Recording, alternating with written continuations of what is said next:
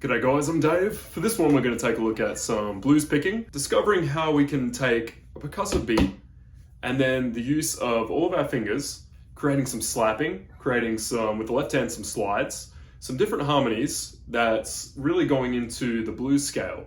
And break this one down, it's in standard tuning.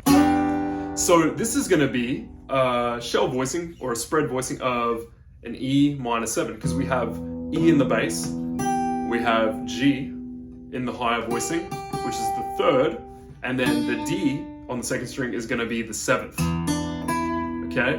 Because it's the 7th scale degree. Likewise, G is the 3. 1, 2, 3. E, F sharp, G, okay? We're doing a cool bass run here. What's going on here? Well, this is following the E minor scale.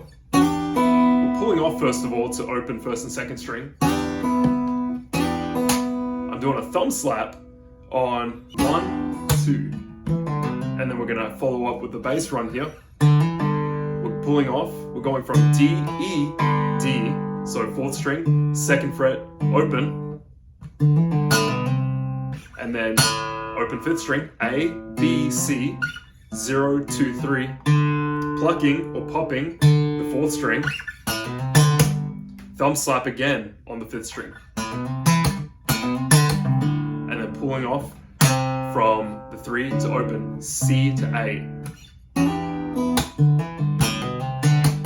Now what am I doing as far as my percussive beat? Well, I'm playing the bass on the 1 and the 3. And I'm doing the thumb slap on the 2 and the 4. 1, 2, 3, 4.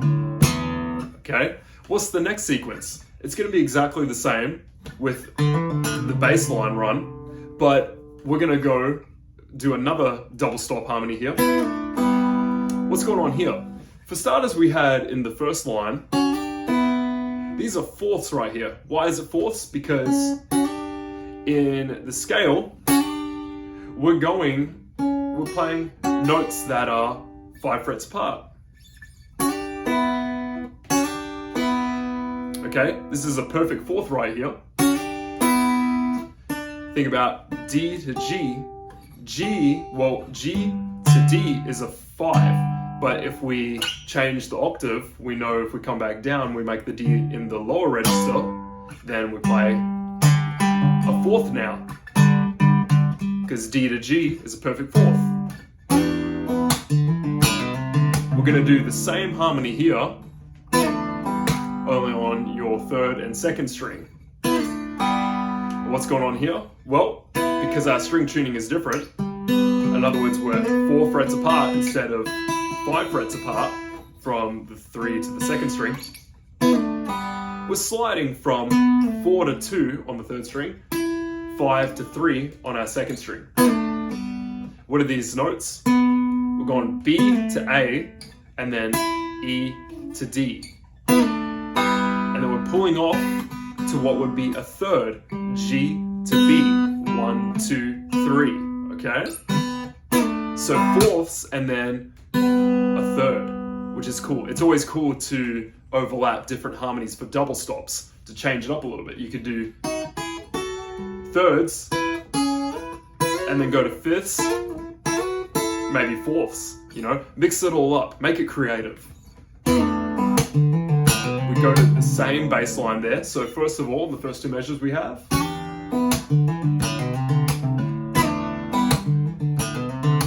And then what about theoretically, what's going on here? Well, if we take our open 6th string again, as we play that, we now have, what chord would this be? We have the notes E in the bass, an A, and then a D. Well, we start with B and E, so that's an E5 chord, an E power chord. And then we slide down, A and D in the bass, sorry, A and D in the higher melody, and then E in the bass. Okay, interesting right there. So you could think about this as perhaps an A, the relationship there, A to E is a 5, and then adding in the 4. would be almost, the 4 would be the D, so you have an A, and a D and an E. That would be similar to a suspended 4, because in a suspended 4 chord, you're no longer playing the 3, you're playing the 1, 4, and 5, which is what we have going on here in what would be second inversion, because you're playing the E in the bass, which is the 5, considering if we spelt it with A in the root, and then E5, D is the 4th. So just some interesting ways to look at it at a musical level right there. So to examine some theory, and then pulling off to your G and B, well, that's simply going to be E, G, B. That's an E minor chord right there. We had our E minor 7, and now we have our E minor right there. So the context is almost, we're just following, we're keeping a consistent E minor feel through the entire Etude, but we're modifying it a little bit here and there. We're adding some color, some extensions, all right? Now what's going on? All right, well, what is this here? We're doing thirds again, kind of like what we did with open, third, and second string. We're now going from 7th fret on our second string, 5th fret. So we have 7 to 5, which is going to be F sharp to E. And then in the highest string, first string, we have A to G, 5 to 3. So what's going on? What's this here? This is E, E, G. So this is partially like a third, because we're duplicating the E note, and then we have the G. So it's like a E minor, but without the 5. And then what would this be? If we have a F sharp and then an A, but then an E, well, that's interesting. Think about that as potentially a F sharp to A, then an E in the bass. That's almost like an F sharp minor 7 in a way. But we're lacking the 5th voicing, all right? Because we have the 1, if it was the F sharp, and then the 3, right? And then the 7 would be the E. But it's in the bass, so that would mean that would be like another inversion right there, with your 7th in the bass. So interesting way to look at it there, right? And then pulling off to an E5 chord, B and E. Then follow the bass line. All right, now let's look at a cascading lick right here. All right, so tutorial for cascading. This is mostly going to be looking at the right hand. But for starters, we're going to take a little examination on what's going on with the melody. So we're going from B, C, B. And then an A note right here. And then to G.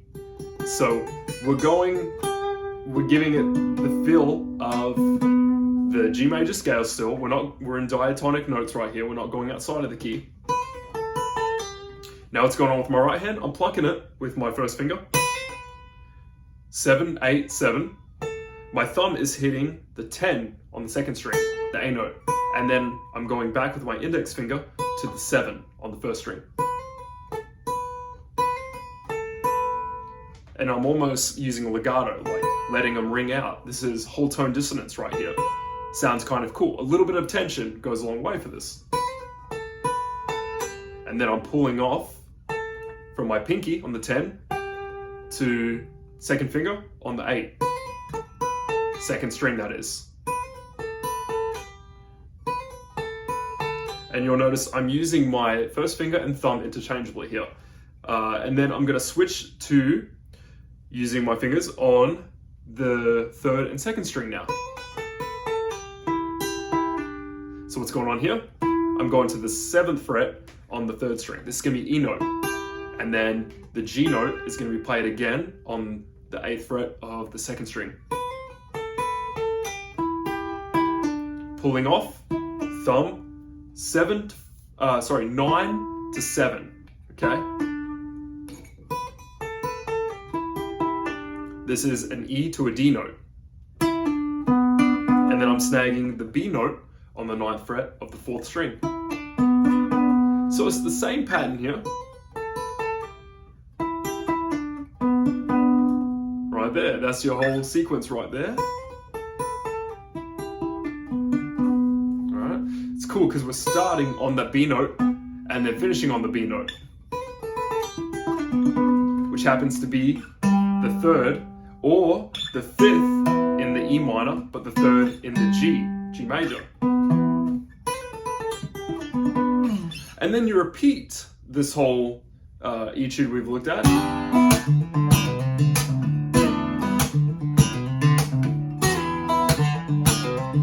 And then, all right, so it's right hand is doing the same pattern, okay? But now we're gonna bring it to, okay, we're gonna start with 2nd fret to the 3rd fret. And the only difference here, instead of doing this shape right here, we're gonna use our pinky on the 3rd fret of the 5th string. Sorry, of the 4th string. Okay, one more time. So that's gonna be 2, 3, 2. That's an F sharp to G. I'm snagging an E note here on the 5th fret of the 2nd string. Then back to the 2nd fret of the 1st string. Pulling off to D, 3rd fret, 2nd string. Hitting the 4th fret of the 3rd string with my 3rd finger. That's a B note. Pulling off to an A note, 2nd fret, 3rd string. And then 5th fret, 4th string. Back to A, back to the G, which is the 5th fret of the 4th string. Okay, so first one was, second one, all right, first. There you are. Make sure to comment what you want the next lesson to be on. Hope this lesson helps you guys.